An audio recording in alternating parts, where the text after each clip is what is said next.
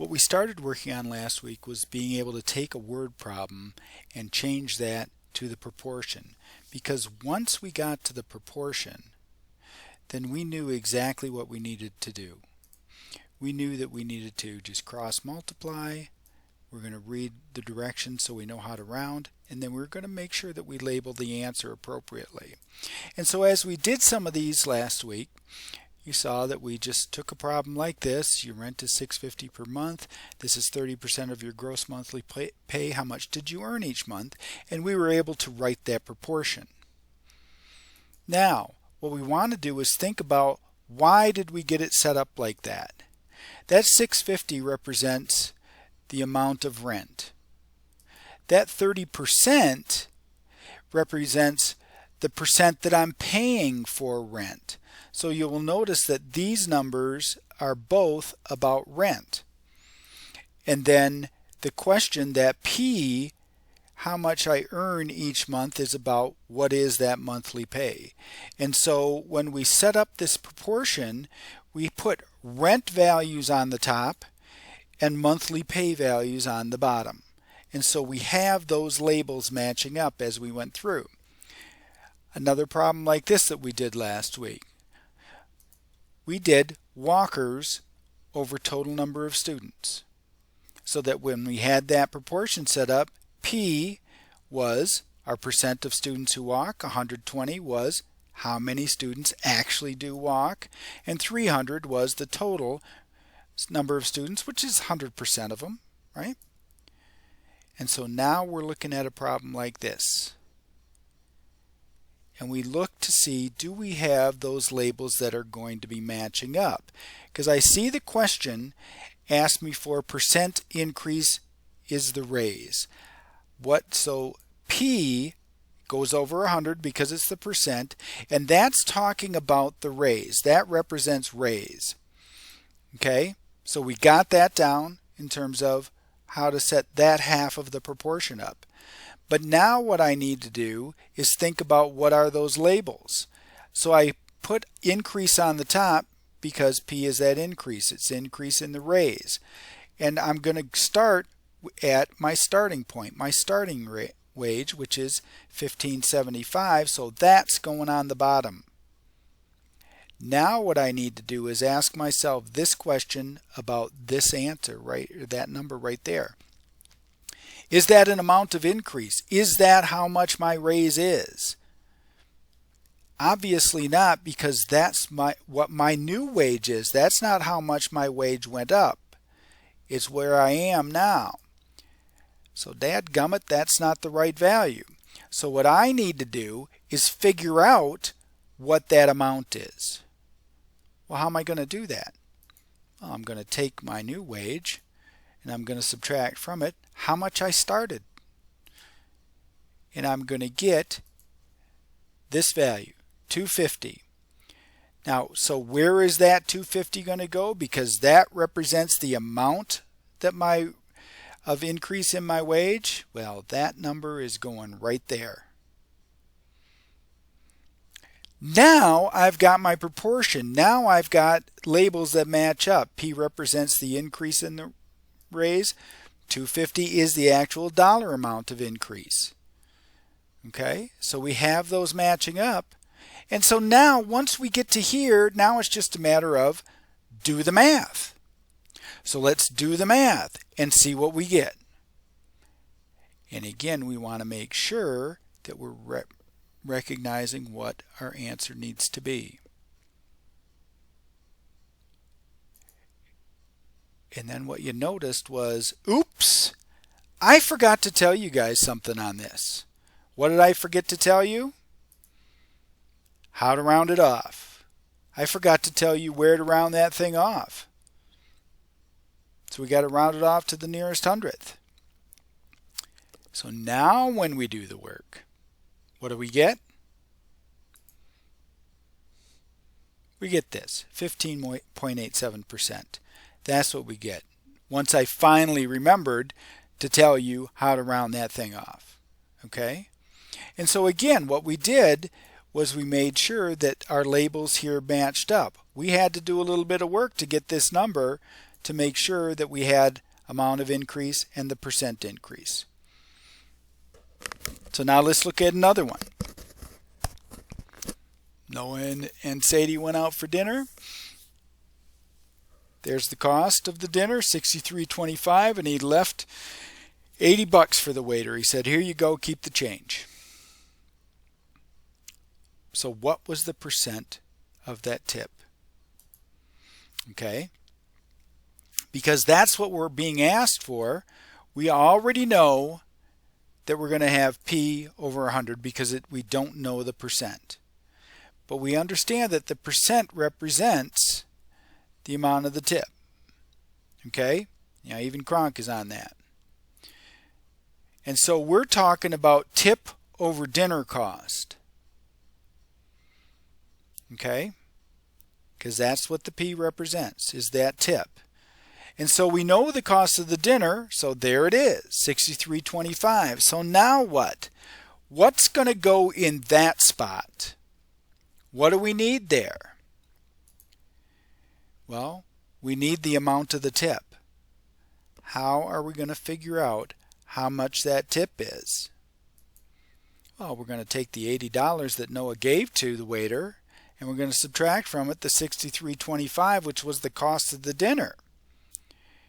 And we're going to get $16.75.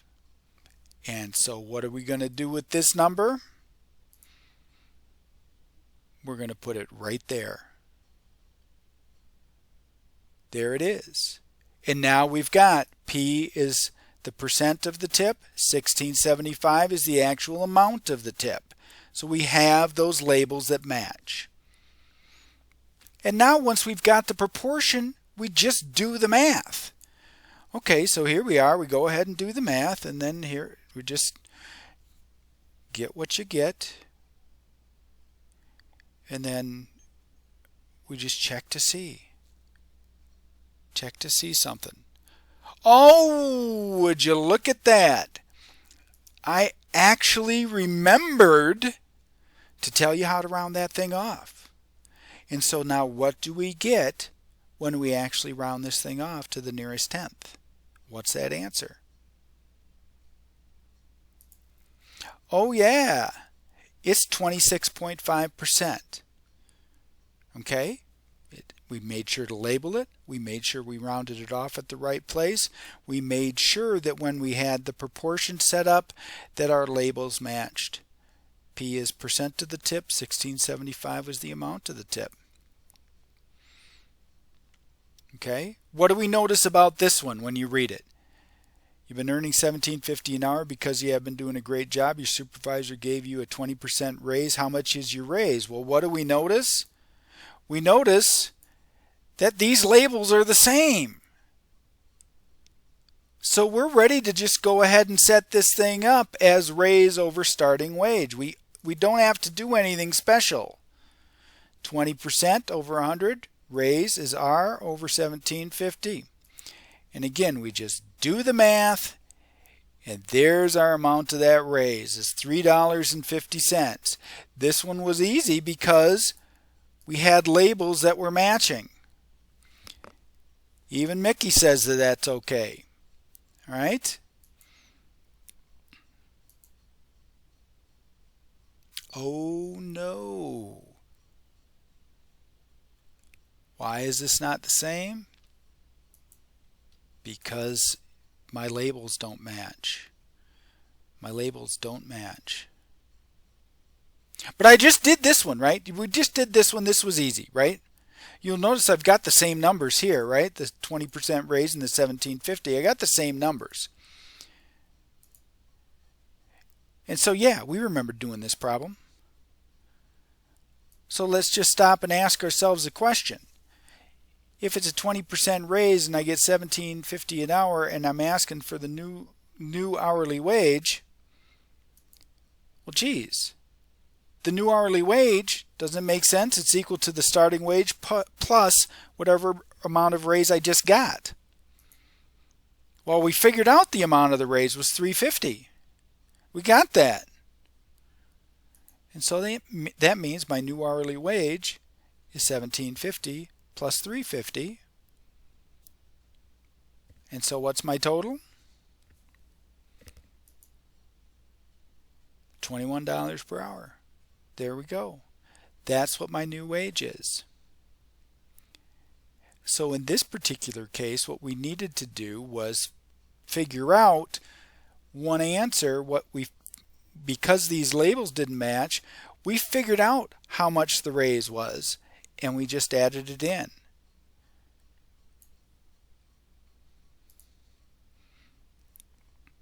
Oh no again, right? Dadgummit. Because we've got 35% off, but the question is, how much did I pay? So those labels don't match. And so Batman, he says, hey, guess what? I recognize that if I'm getting 35% off, that means I'd pay 65%. How come? Because 100% minus the 35% off leaves me with 65%.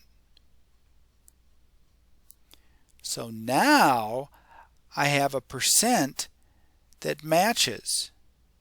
I'm remembering what Batman just did. 100 minus 35 equals 65. And so that means I pay 65%, which now matches what I'm asking for. How much did I pay? So when I go to set this thing up, that 65 is what I'm going to put in here. Not the 35, I'm going to put the 65 in. Well, there's my regular price. And how much did I pay? There's my variable. Right there. Piece of cake, right? But again, what I did here with this work was to make it so the labels matched. I paid 65%. I'm being asked how much did I pay. So that's my percent paid. This will be my amount paid. That's the goal. We want to make sure those labels match up. And so on every one of these, what did we just do? We just took an extra step to make sure that we match the labels for those proportions that we wrote. That's what we did. So go back to this example about the shoes. I had 35% off, but the question was, how much did I pay? Well, I changed that 35% off to 65% paid. That's what I did, so that it allowed me to have labels that match right here. There's my percent paid. There's my amount paid. What did I do on this one?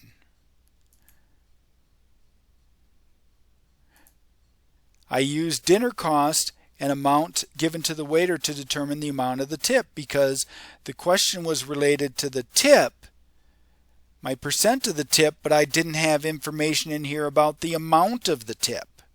So I needed to do that. I needed to use those two values to figure out how much was the tip so that I could get this proportion. There's my percent that the tip is. There was the amount of the tip. And so that's going to be the key as you're going through and doing every one of these problems, is making sure that you're reading through carefully, watching the labels, and then when you need to take that extra step to get them to match, then you do that. All right, here we go.